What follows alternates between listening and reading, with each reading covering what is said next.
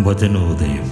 ലൂക്കായുടെ വിശുദ്ധ സുവിശേഷം 2-ാം അധ്യായം 1 മുതൽ 14 വരെയുള്ള തിരുവചനങ്ങൾ. അക്കാലത്ത് ലോകമാസകലമുള്ള ജനങ്ങളുടെ പേര് എഴുതി ചേർക്കപ്പെടണമെന്ന് അഗസ്റ്റസ് സീസറിൽ നിന്ന് കൽപ്പന പുറപ്പെട്ടു.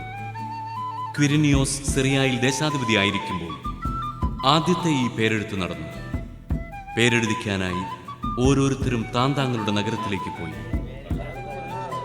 ജോസഫ് ദാവീദിന്റെ കുടുംബത്തിലും വംശത്തിലും പെട്ടവനായിരുന്നതിനാൽ പേരെഴുതിക്കാനായി ഗലീലയിലെ പട്ടണമായ നസ്രത്തിൽ നിന്ന് യൂദയായിൽ ദാവീദിന്റെ പട്ടണമായ ബേത്ലഹേമിലേക്ക് ഗർഭിണിയായ ഭാര്യ മറിയത്തോടുകൂടെ പോയി. അവിടെ ആയിരിക്കുമ്പോൾ അവൾക്ക് പ്രസവ സമയമെടുത്തു. അവൾ തൻ്റെ കടിഞ്ഞൂൽ പുത്രനെ പ്രസവിച്ചു. അവനെ പിള്ളക്കച്ച കൊണ്ട് പൊതിഞ്ഞ് പുൽത്തൊട്ടിയിൽ കിടത്തി. കാരണം സത്രത്തിൽ അവർക്ക് സ്ഥലം ലഭിച്ചില്ല. ആ പ്രദേശത്തെ വയലുകളിൽ ആടുകളെ രാത്രി കാത്തുകൊണ്ടിരുന്ന ഇടയന്മാരുണ്ടായിരുന്നു. കർത്താവിന്റെ ദൂതൻ അവരുടെ അടുത്തെത്തി. കർത്താവിന്റെ മഹത്വം അവരുടെ മേൽ പ്രകാശിച്ചു. അവർ വളരെ ഭയപ്പെട്ടു.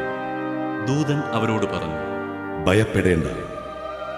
ഇതാ, സകല ജനത്തിനും വേണ്ടിയുള്ള വലിയ സന്തോഷത്തിന്റെ സദ്വാർത്ത ഞാൻ നിങ്ങളെ അറിയിക്കുന്നു.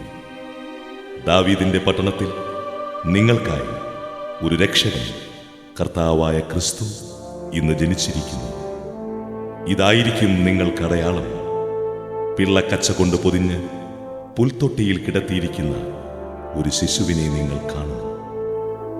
പെട്ടെന്ന് സ്വർഗീയ സൈന്യത്തിന്റെ ഒരു വ്യൂഹം ആ ദൂതനോടുകൂടെ പ്രത്യക്ഷപ്പെട്ട് ദൈവത്തെ സ്തുതിച്ചുകൊണ്ട് പറഞ്ഞു, അത്യുന്നതങ്ങളിൽ ദൈവത്തിനു മഹത്വം, ഭൂമിയിൽ ദൈവകൃപ ലഭിച്ചവർക്ക് സമാധാനം, സമാധാനം. വചന വിചിന്തനം. എല്ലാവർക്കും വേണ്ടിയുള്ള വലിയ സന്തോഷത്തിൻ്റെ സുവിശേഷം ഞാൻ നിങ്ങളെ അറിയിക്കുന്നു. ദാവീദിൻ്റെ പട്ടണത്തിൽ ഒരു രക്ഷകൻ നിങ്ങൾക്കായി ഇന്ന് ജനിച്ചിരിക്കുന്നു. ദിവ്യനക്ഷത്രം ഒരു സൂചനയാണ്, ജാഗ്രതയുടെയും പ്രകാശത്തിൻ്റെയും ചിഹ്നം, ഉണർവിൻ്റെയും സ്നേഹത്തിൻ്റെയും അടയാളം. കത്തിജ്വലിക്കുന്ന ഒരു അഗ്നികുണ്ഡമാണ് അത്.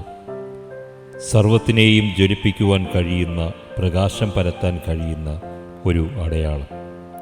ലോകം പ്രതീക്ഷിച്ചിരുന്ന ഒരു രാജാവിൻ്റെ പ്രൗഢിയിലായിരുന്നില്ല അവൻ്റെ ജനനം. മഹത്വത്തിൻ്റെ പ്രൗഢിയായിരുന്നു അവൻ്റെ രാജകീയ അടയാളം. അങ്ങനെയെങ്കിൽ നമുക്ക് ഈ ക്രിസ്തുമസ് എന്തായിരിക്കണം, എന്തായിത്തീരണം? ഇത്തവണയും കടമെടുത്ത് വർണ്ണക്കാഴ്ചകൾക്കപ്പുറത്തെ ഒരു അദൃശ്യമായ കറുത്ത നക്ഷത്രമാണോ, അതോ അന്ധകാരത്തെ പ്രകാശമാക്കാൻ കഴിയുന്ന ദിവ്യമായ നക്ഷത്രമാണോ നിങ്ങളുടെ ഹൃദയങ്ങളിൽ ഉദയം ചെയ്തിരിക്കുന്നത്?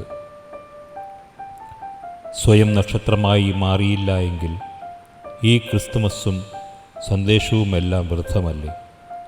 ക്രിസ്തുവാകാൻ നിങ്ങൾ തന്നെ മാറ്റത്തിന് തയ്യാറാകണം.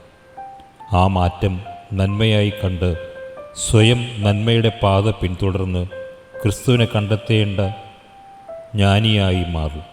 അങ്ങ് അവനെ സ്വന്തമാക്കും. ഇനി നിങ്ങളാണ് ജ്ഞാനികൾ.